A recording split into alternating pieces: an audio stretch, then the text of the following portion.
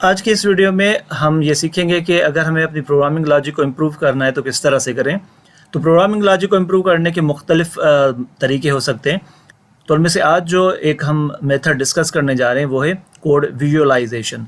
यानी जब आप कोई प्रोग्राम बनाते हैं या किसी प्रोग्राम की स्टेटमेंट्स को सोचते हैं तो आपको ये इमेजिन करना होता है कि जब कंपाइलर इस स्टेटमेंट को एग्जीक्यूट करेगा तो उसका इम्पेक्ट कहाँ होगा, क्या स्क्रीन पे कुछ शो होगा या मेमोरी में कुछ चेंजेस होंगी। अगर मेमोरी में कोई चेंजेस हो रही हैं तो क्या चेंजेस होंगी। तो कोड विजुअलाइजेशन या इमेजिन करना कोड की एग्जीक्यूशन को, ये एक बहुत इंपॉर्टेंट टिप है बिगनर्स के लिए।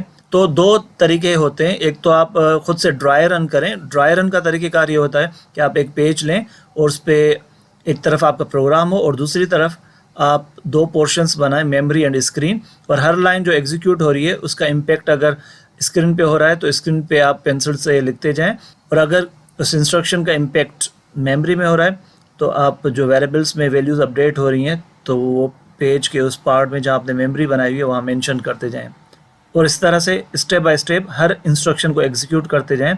तो ओवरऑल फ्लो भी आपको प्रोग्राम को पता चल जाएगा और आपकी इस तरह से लॉजिक भी इम्प्रूव होगी।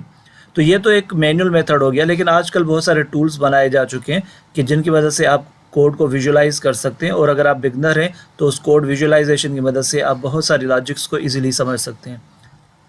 तो आज की इस वीडियो में हम इसी तरह का एक टूल डिस्कस करने जा रहे हैं जिसकी मदद से आप चाहे पाइथन का कोड हो, सी का कोड हो, C++ का कोड हो, या जावा का कोड हो, या जावा स्क्रिप्ट का, तो इन तमाम तर प्रोग्राम्स को आप स्टेप बाय स्टेप एग्जीक्यूट कर सकते हैं और विजुअलाइज कर सकते हैं इस टूल में कि उनका इम्पैक्ट मेमोरी में क्या हो रहा है और स्क्रीन पे कौन कौन से इम्पैक्ट्स आ रहे हैं। तो इस तरह से आपकी लॉजिक इंप्रूव हो सकती है। तो आइए डायरेक्टली हम इस टूल को स्टार्ट करते हैं। तो कोई भी अगर ब्राउज़र आपके पास अवेलेबल है तो उस ब्राउज़र को ओपन करें और एड्रेस बार में लिखें pythontutor.com। pythontutor.com जैसे ही आप एंटर करेंगे तो आप इस वेबसाइट पर रिडायरेक्ट हो जाएंगे। तो यहाँ पे अब आप पर डिपेंड करता है कि आप किस कोड को विजुअलाइज करना चाहते हैं। तो हम स्टार्ट करते हैं सी से, तो हम सी ट्यूटर पे क्लिक करेंगे। तो आप देखें यहाँ रिडायरेक्ट हो गए। अब यहाँ आप अपना प्रोग्राम टाइप करें। फॉर एग्जांपल हम यहाँ पे एक छोटा सा प्रोग्राम बना लेते हैं सी का।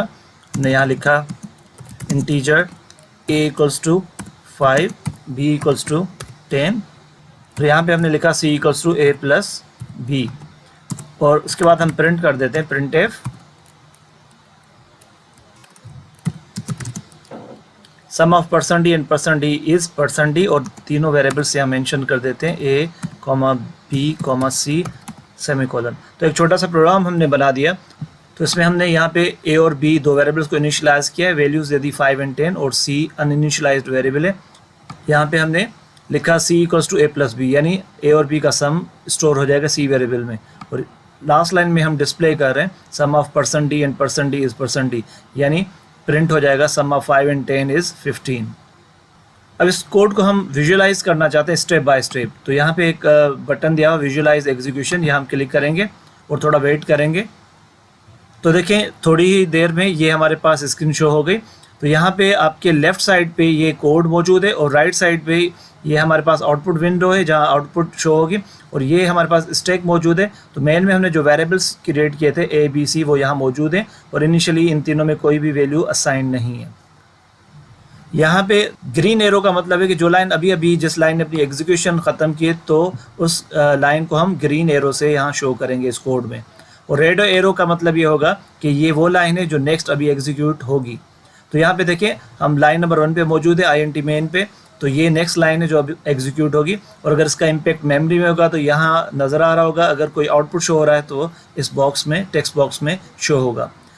तो नेक्स्ट इंस्ट्रक्शन को एग्जीक्यूट करने के लिए हमारे पास यहाँ बटन है first, previous, next and last. अगर आप चाहते हैं कि कंप्लीट प्रोग्राम एग्जीक्यूट हो जाए और लास्ट में जो आउटपुट आ रही है वो शो हो जाए तो लास्ट पे क्लिक करेंगे। यहाँ पर आप step by step next button से जा सकते हैं। तो हमने क्लिक किया नेक्स्ट पे, तो आप देखें कि ग्रीन एरो यहाँ आ गया और रेड एरो बता रहा है कि नेक्स्ट जो लाइन एग्जीक्यूट होगी वो इंटीजर a = 5, b = 10 और c। तो अब यहाँ पे देखिए अभी a, b, c अनइनिशियलाइज्ड है, और जैसे हम नेक्स्ट पे क्लिक करते हैं तो ये देखिए a की वैल्यू 5 हो गई यहाँ पे और b की वैल्यू 10 हो गई। तो आप इजीली देख सकते हैं कि इस लाइन के एग्जीक्यूट होने से, जो हम वेरिएबल्स डिक्लेयर कर रहे हैं, इस लाइन के एग्जीक्यूट होने से मेमोरी में क्या इम्पैक्ट हुआ कि वेरिएबल्स की वैल्यूज़ अपडेट हो गई। उसके बाद अब हम लाइन नंबर 3 पे मौजूद हैं और जैसे ही हम नेक्स्ट पे क्लिक करेंगे तो आप देखें ये लाइन एग्जीक्यूट हो गई, c = a+b। तो रिजल्ट जो था 5 + 10 का 15 c वेरिएबल में आ गया। अब हम मौजूद हैं प्रिंट एफ लाइन पे और जैसे हम नेक्स्ट करेंगे तो ये देखिए आउटपुट यहाँ शो हो गया, सम ऑफ 5 and 10 is 15 और लास्ट में अब हम रिटर्न से प्रोग्राम एग्जिट हो जाएगा। तो this is how we can visualise the code.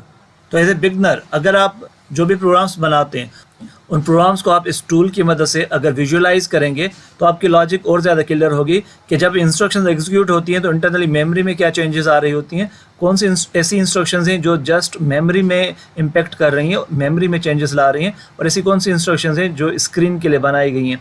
तो ये टूल आपकी लॉजिक को इम्प्रूव करने में एक इम्पॉर्टेंट रोल प्ले कर सकता है।